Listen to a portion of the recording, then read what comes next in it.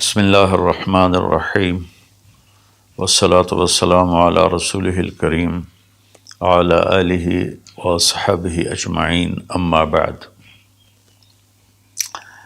فاعوذ باللہ من الشیطان الرجیم بسم اللہ الرحمن الرحیم شہر رمضان الذی انزل فیہ القرآن وقال تعالی یا ایھا الذین آمنوا کتب علیکم الصیام کما کتب علی الذین من قبلکم لعلکم تتقون وقال النبی صلی اللہ علیہ وسلم من قام رمضان ایمانا واحتسابا غفر له ما تقدم من ذنبه وقال النبی صلی اللہ علیہ وسلم من صام رمضان غفر له ما تقدم من ذنبه او کما قال۔ جی میرے محترم بھائیوں بہنوں دوستوں بچوں بچیوں، میری طرف سے رمضان کی مبارک ہو۔ سارے اہل ایمان سارے مسلمانوں کو رمضان کی مبارک ہو، اور اللہ سے دعا ہے کہ اللہ تعالیٰ ہمارے اس روزے اور تراویح کو قبول فرمائے اور ہماری بخشش کا ذریعہ بنائے، آمین۔ کئی سالوں سے یہ معمول چل رہا ہے کہ رمضان میں قرآن کا کچھ خلاصہ وہ بیان کر دیا جائے۔ 1.25 پارہ پڑھا جاتا ہے، رات ہم نے 1.5 پارہ سنا، تو سارے کا تو خلاصہ مشکل ہوتا ہے، تو کچھ اس میں سے جو اللہ تعالیٰ دل میں ڈالے گا وہ میں عرض کر دوں گا۔ سب سے پہلی بات یہ ہے کہ یہ قرآن کیا ہے، یہ کتاب کیا ہے؟ تو اللہ تعالیٰ یہ کس نے اتاری ہے، اس کا مقصد کیا ہے؟ تو قرآن کا تعارف قرآن کی زبان سے، کہ قرآن خود اپنے بارے میں کیا کہتا ہے۔ تو پہلا سوال اٹھتا ہے یہ کس کی کتاب ہے، جبکہ کس نے لکھی ہے، کون مصنف ہے؟ تو اللہ تعالیٰ فرماتے ہیں سورہ شعراء میں وَإِنَّهُ لَتَنزِيلُ رَبِّ الْعَالَمِينَ، یہ پیغام ہے، یہ کتاب ہے، تھوڑی تھوڑی کر کے اتاری ہوئی، تنزیل تھوڑا تھوڑا کر کے اتارنا، انزال ایک ہی دفعہ اتارنا۔ رب العالمین، جو ساری کائنات کا مالک ہے اور لارڈ ہے اور بادشاہ ہے اور پالنے والا ہے۔ لفظ رب میں اللہ نے ایک خوبصورت اشارہ کیا ہے کہ میں تمہارا پالنے والا ہوں، تو جیسے تمہاری ماں تم سے پیار کرتی ہے اور تمہارے لیے ہر وقت آسائش پہنچانے کی کوشش کرتی ہے، ہر وقت راحت پہنچانے کی کوشش کرتی ہے، تکلیف سے بچانے کی کوشش کرتی ہے، تو یہ کتاب اس رب العالمین کی طرف سے ہے جو تمہارا پالنے والا ہے۔ وہ تمہارے لیے کبھی تکلیف نہیں چاہے گا، کبھی مشقت نہیں چاہے گا۔ میرے اس قانون پہ عمل کرنا تمہارے لیے سراسر فائدہ ہے، اور اس کو چھوڑ دینا تمہارے لیے سراسر نقصان ہے۔ لفظ رب میں یہ ایک پیغام اللہ تعالیٰ نے خاموش پیغام ہمیں دیا ہے۔ کس کی کتاب ہے؟ کا رب العالمین۔ رب العالمین تو آسمانوں پر ہے، تو نیچے کون لایا؟ تو اس کا جواب ہے نزل بہ الروح الامین۔ اس کے لیے ایک مقدس فرشتہ آیا جو امانت دار ہے، کہ وہ جس طرح اللہ کی طرف سے وہ پیغام ملا اسی طرح اس کو لے کر نیچے آیا۔ امین کے لفظ نے حضرت جبریل کی ضمانت دی، اللہ کی طرف سے ضمانت۔ اور روح جو ہر آلائش سے پاک ہے اور اللہ کا امر ہے، قل الروح من امر ربی۔ تیسری بات، کس پر اترا ہے؟ کس کو یہ دیا گیا ہے کلام؟ علی قلبک، اے میرے محبوب، یہ آپ کے رب کا کلام ہے، جبریل اس کو لایا ہے اور آپ کے دل کے اوپر اتارا ہے۔ پہلی 3 کتابیں لکھی ہوئی اتار دی گئیں بیک وقت۔ اس سے پہلے چھوٹی چھوٹی کتابیں جو آئیں ابراہیم علیہ السلام پر یا دوسرے انبیاء پر، ادریس علیہ السلام پر، وہ بھی لکھی ہوئی، یہ لکھا ہوا نہیں آیا، یہ ڈائریکٹ اللہ پاک کی زبان سے نکلا اور جبریل نے اس کو لیا اور اللہ کے نبی کے دل پر اتار لیا۔ اچھا، کس لیے آیا ہے؟ لِتَكُونَ مِنَ الْمُنذِرِينَ، یہ اس لیے آیا ہے کہ میرے محبوب آپ دنیا والوں کو بتا دیں کہ اچھائی کا انجام کیا ہے اور برائی کا انجام کیا ہے، اور اس کا نتیجہ ایک دن ظاہر ہونے والا ہے جو آخر بعد میں آئے گا، تو اس کے لیے تیاری کرو۔ منذرین صرف ڈرانے والے کو نہیں کہتے، جو پیار محبت سے کسی کو برائی کا انجام سمجھا رہا ہو، جیسے باپ کہتا ہے بیٹا یہ تو جوا نہ کھیلا کر، تو شراب نہ پیا کر، یہ تیرا نقصان ہو جائے گا، تیرا دین بھی جائے گا، تیری دنیا بھی جائے گی، اس کے سمجھانے میں ایک محبت ہوتی ہے، شدت اور سختی نہیں ہوتی۔ کس زبان میں آیا ہے؟ بلسان عربی مبین، یہ خوبصورت صاف ستھری عربی زبان میں آیا ہے۔ کائنات کی یہ وہ زبان ہے جسے اللہ نے اپنے لیے چنا۔ اللہ کا کلام عربی، میرے رسول عربی، میرے رسول کی زبان عربی، اور اہل جنت کی زبان بھی عربی۔ اللہ نے اس کو پسند کیا۔ یہ عجیب و غریب کلام ہے اور عجیب و غریب یہ لینگویج ہے۔ کسی زبان کے الفاظ کا وہ حرف کا معنی نہیں ہوتا۔ عربی زبان وہ ہے جس کے ہر حرف کا معنی ہے، الف سے لے کر یا تک ہر حرف کا معنی ہے۔ یہ عربی زبان میں آیا ہے۔ اس میں ایک یہ اشارہ بھی ہے کہ اللہ تعالیٰ عربوں سے کہہ رہا ہے کہ تمہاری زبان میں بھیجا ہے، اس کو سمجھنے کے لیے تمہیں تو کوئی مشکل نہیں ہے، اور دوسرا ہماری طرف بھی اشارہ ہے کہ تم کسی بھی زبان سے تعلق رکھتے ہو تو کوشش کرو عربی سیکھو تاکہ اللہ کے قرآن کو تم، پیغام کو تم سمجھ سکو۔ یہ مختصر سا تعارف ہے کہ قرآن کس کا کلام ہے؟ اللہ کا۔ کون لایا؟ جبریل۔ کن کے پاس لایا؟ ہمارے نبی پاک صلی اللہ علیہ وسلم۔ کس لیے لایا؟ کہ ہمیں زندگی کا انجام سمجھایا جا سکے کہ انسان ایک ایسی مخلوق ہے جو ماں کے پیٹ سے بالکل جاہل پیدا ہوتا ہے، اور اس کے مقابلے میں ماں انڈے سے نکلنے والا ہو یا ماں کے پیٹ سے نکلنے والا جانور اور کیڑے مکوڑے، یہ چونٹی کتنی چھوٹی ہوتی ہے اور انڈا کتنا چھوٹا ہوگا، تو اس سے نکل کر وہ اندھیرے میں ہوتی ہے، اور اس سے زندگی گزارنے کا پورا طریقہ معلوم ہوتا ہے کہ میرے لیے ٹھیک کیا ہے، غلط کیا ہے، صحیح کیا ہے، غلط کیا ہے۔ انسان پیدا ہوتا ہے، واللہ اخرجکم من بطون امہاتکم لا تعلمون شیئا، میرے بندو اللہ نے تمہیں ماں کے پیٹ سے نکالا، تم کچھ بھی نہیں جانتے تھے، تو ہمیں باہر سے علم لینا ہوتا ہے، اور باقی کسی مخلوق کا امتحان نہیں، میرا اور آپ کا امتحان ہے کہ اللہ تعالیٰ فَهَدَيْنَاهُ النَّجْدَيْنِ، یہ دو راستے ہیں، یہ سیدھا ہے، یہ غلط ہے۔ قرآن سیدھا راستہ بتاتا ہے، إِنَّ هَذَا الْقُرْآنَ يَهْدِي لِلَّتِي هِيَ أَقْوَمُ، قرآن تمہیں سیدھا راستہ بتاتا ہے۔ اور شیطان کیا کرتا ہے؟ وہ ہمیں غلط راستہ بتاتا ہے، وہ ہمیں یجادلوکم وَإِنَّ الشَّیَاطِینَ لَیُوحُونَ إِلیٰ أَوْلِیَائِہِم، کہ یہ شیطان کی بھی وحی چلتی ہے جو اس لیے ہوتی ہے کہ لِتَکُونُوا مِنْ أَصْحَابِ السَّعِیرِ، کہ تم جہنم میں جا کے گر جاؤ، چلے جاؤ۔ تو اس لیے اس قرآن کا سیکھنا، چلو ہم عربی تو نہیں سیکھ سکتے ہیں، عمر کا ایک ایسا حصہ، لیکن اس کا ترجمہ پڑھ سکتے ہیں۔ ہر مکتب فکر کے علماء نے ترجمہ کیا ہوا ہے، تو وہ ترجمہ تھوڑا تھوڑا پڑھیں تو انشاءاللہ ہمیں پتہ چلے گا کہ اللہ ہم سے کیا کہتے ہیں۔ پھر اس قرآن کا مقصود کیا ہے؟ وہ ہدایت ہے۔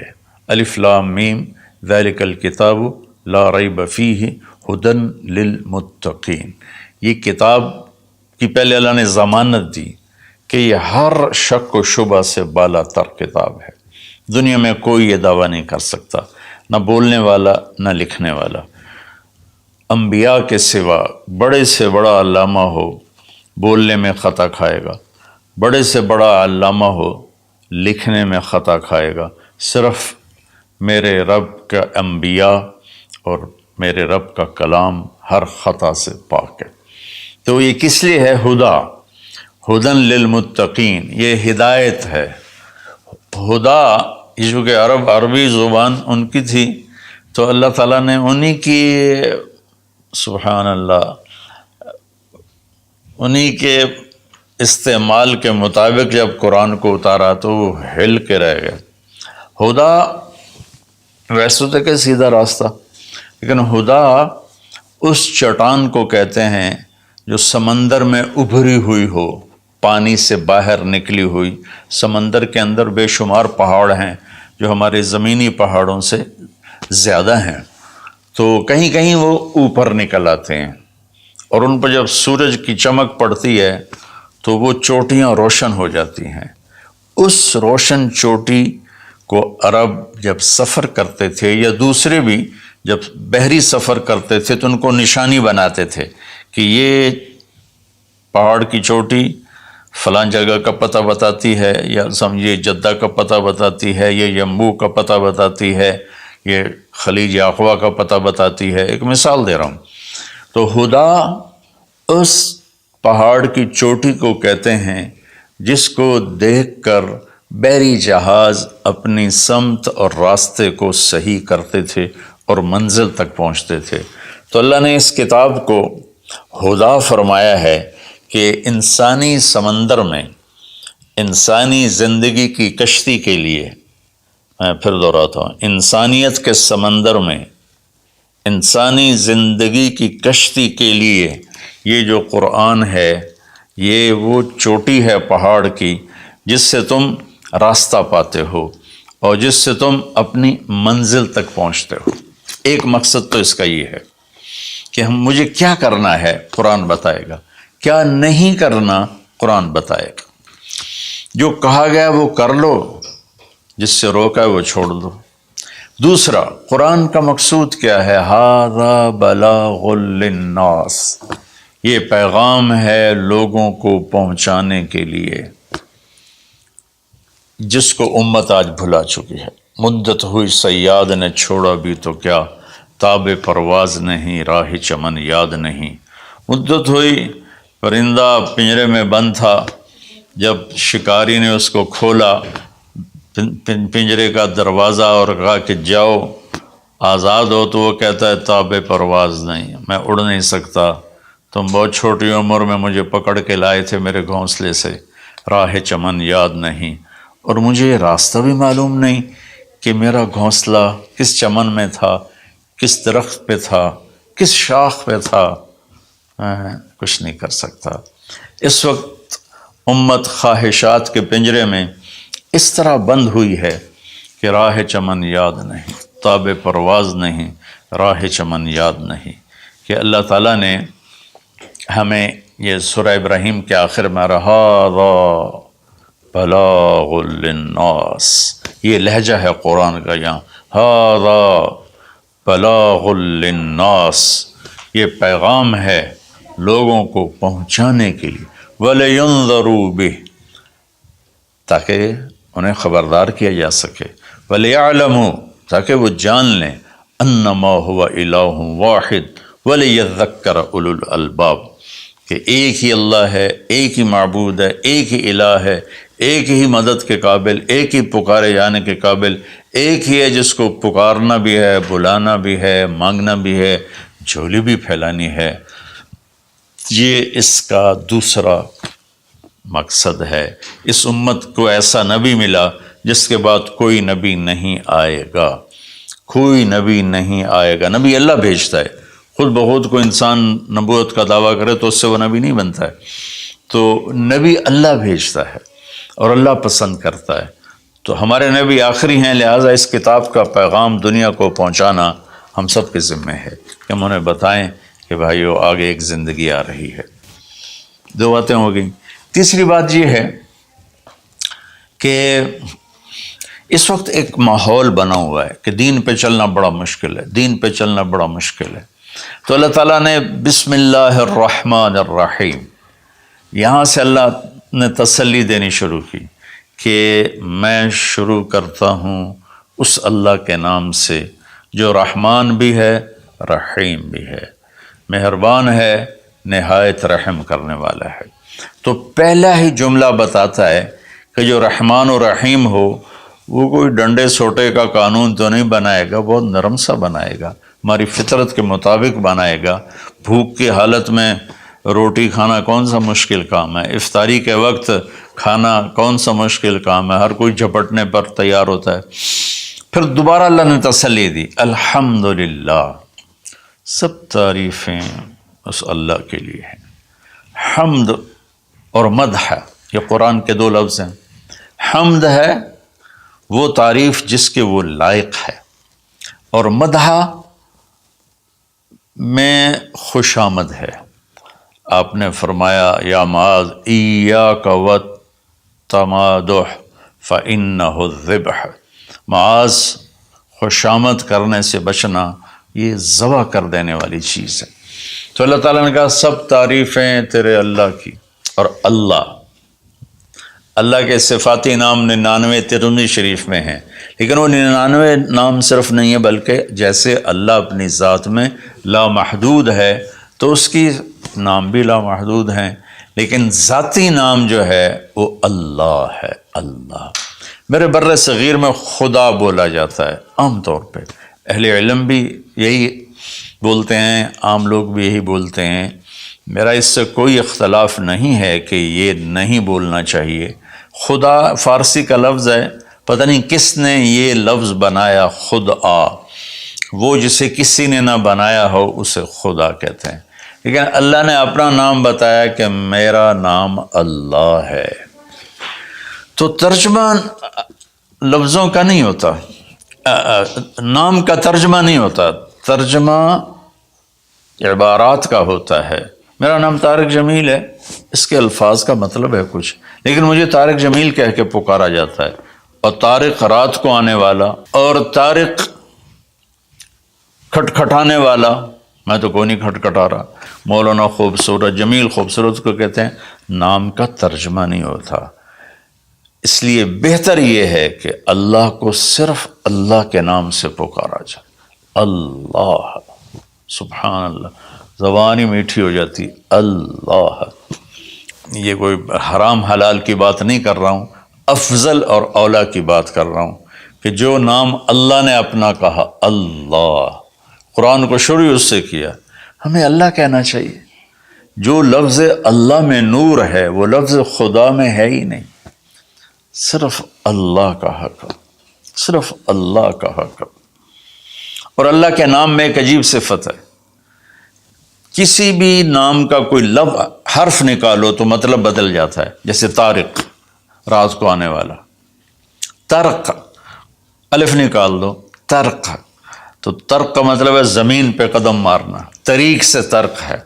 طریق ہوتا ہے زمین کی وہ جگہ جس پر پاؤں کی دھمک پڑتے پڑتے پڑتے پڑتے راستہ بن جائے، اس لیے اس کو طریق کہتے ہیں۔ تو توئے ہٹا دو تو ارق، بے قرار۔ جمیل کا جیم ہٹا دو تو میل بن گیا، میل بن گیا۔ یہ ہٹا دو تو جمل، اونٹ بن گیا۔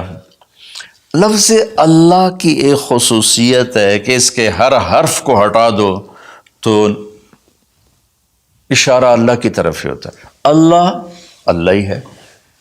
الف ہٹا دو، للہ، تو اللہ کہتا ہے للہ ما فی السماوات و ما فی الارض، تو اشارہ اللہ کی طرف۔ اگلا لام ہٹا دو تو بچ جاتا ہے لہو، تو اللہ تعالیٰ کہتا ہے لہو ما فی السماوات و ما فی الارض۔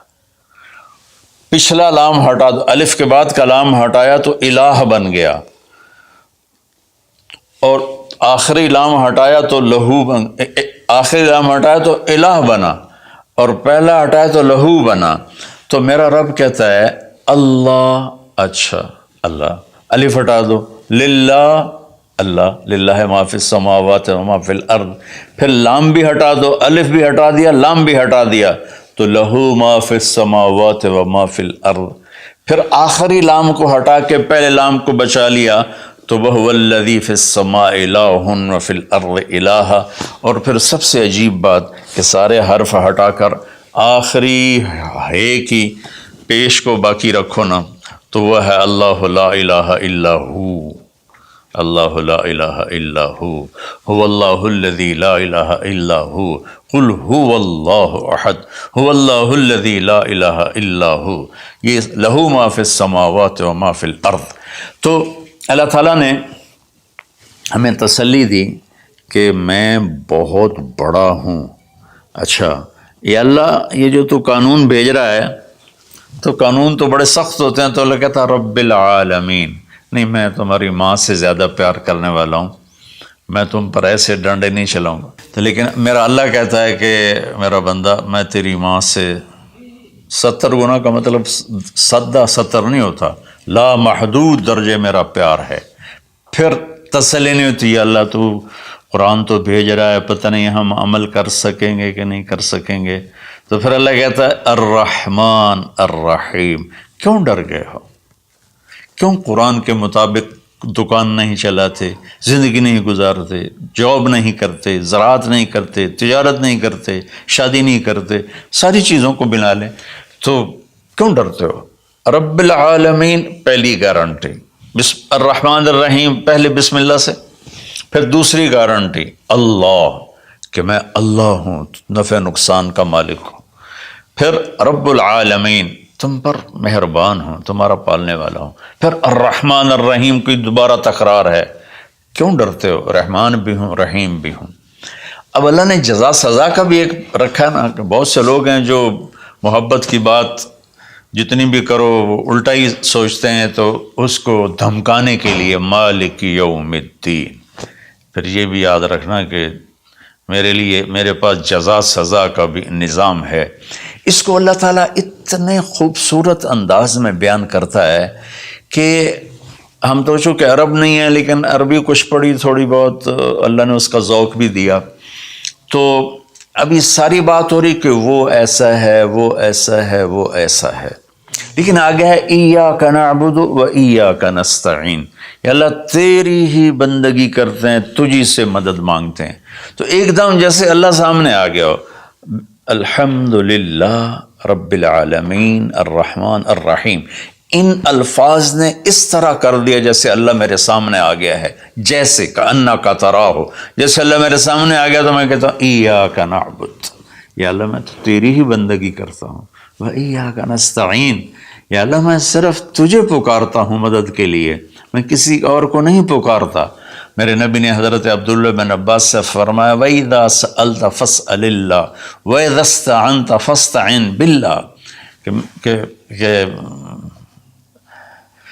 اے بچے، اے میرے یا غلام، اے میرے پیارے چچا زاد بھائی، تو ایسا جب تجھے پکارنا ہو تو اللہ کو پکارنا. مدد کے لیے صرف اللہ ہے جو آتا ہے، اللہ کے سوا کوئی مدد نہیں کر سکتا. یہ اسباب کی دنیا ہے، ایک دوسرے سے مدد لینا. تو میرے نبی نے قرضے اٹھائے، میرے نبی نے زرہ پہنی، میرے نبی نے تلوار اٹھائی، لیکن وہ کام جو براہ راست اللہ کے ہاتھ میں ہے، ان میں صرف اللہ کو پکارا جاتا ہے، ان میں صرف اللہ کو پکارا جاتا ہے. ایاک نعبد و ایاک نستعین. علماء فرماتے ہیں ساری آسمانی کتابوں کا خلاصہ قرآن ہے، اور قرآن کا خلاصہ سورۃ فاتحہ ہے، اور سورۃ فاتحہ کا خلاصہ ایاک نعبد و ایاک نستعین ہے. اے میرے اللہ، یا اللہ، یہ صرف اللہ کے ساتھ ہے اور کسی کے ساتھ نہیں ہے. تو پھر اللہ تبارک و تعالیٰ، چونکہ میں نے پہلے شروع میں کہا تھا کہ ہم زندگی گزارنے کا طریقہ نہیں جانتے، تو اللہ نے ہم سے یہ دعا ہم پہ فرض کر دی کہ تم نے یہ مانگنا ہے، جو کہ تم اندھے ہو، جاہل ہو، کہو اہدنا، کتنی ضروری ہے. اللہ کہتا ہے روٹی مانگو، پانی مانگو، بیوی مانگو، بچے مانگو، جی کپڑے مانگو، زمین مانگو، جائیداد مانگو، صحت مانگو، عزت مانگو، سب کچھ مانگو. لیکن ایک چیز اللہ نے فرض کر دی کہ میرے بندے اگر تو ہدایت کے بغیر مر گیا تو برباد ہو جائے گا، لہذا تم پہ واجب کرتا ہوں، فرض کرتا ہوں کہ اہدنا الصراط المستقیم. اہدنا پہلے میں بتا چکا ہوں کہ ہدا، یا اللہ وہ چٹان دکھا دے جس کو دیکھ کر میری زندگی کی راہیں صحیح جگہ تک مجھے پہنچائیں. ہدا، عرب اس کو سن کے ہل گئے تھے کہ وہ محاورہ سمجھتے تھے، ہم محاورہ نہیں سمجھتے، لیکن عرب کیوں ہل گئے تھے؟ کہتے کیا کمال ہے یار، یہ کیا آدمی کہاں سے بولتا ہے، کیا بولتا ہے. وہ تو ابو جہل سے پوچھا اخنس ابن شریک نے، سچ سچ بتا محمد جھوٹے ہیں کہ سچے ہیں؟ کہنے لگا اللہ کی قسم سچے ہیں، پر نہیں مانوں گا، میں بنو ہاشم سے مقابلہ کروں گا، نہیں مانوں گا، سچے ہیں. تو اہدنا، یا اللہ وہ چٹان دکھا، وہ کیا، وہ قرآن ہے جس کو دیکھ کر میں تجھ تک پہنچ جاؤں. صراط، سیدھے راستے کو کہتے ہیں. صراط جس پر کسی قسم کا کوئی کھڈا نہ ہو، جیسے موٹر وے. اب موٹر وے بنائے تو ہم لوگ اپنے گاؤں سے، ابھی میں گاؤں سے ہی بات کر رہا ہوں، ملتان کے لیے جانا ہو، لاہور، اسلام آباد، فیصل آباد، موٹر وے سے جاتے ہیں. صراط موٹر وے کو کہتے ہیں. المستقیم جس میں وہ نہ ہو، زیادہ موڑ نہ ہو بلکہ سیدھا ہو. الذین انعمت علیہم، نعم اس بوٹی کو کہتے ہیں جو سردی گرمی میں خشک نہیں ہوتی، سدا بہار سرسبز ہوتی ہے.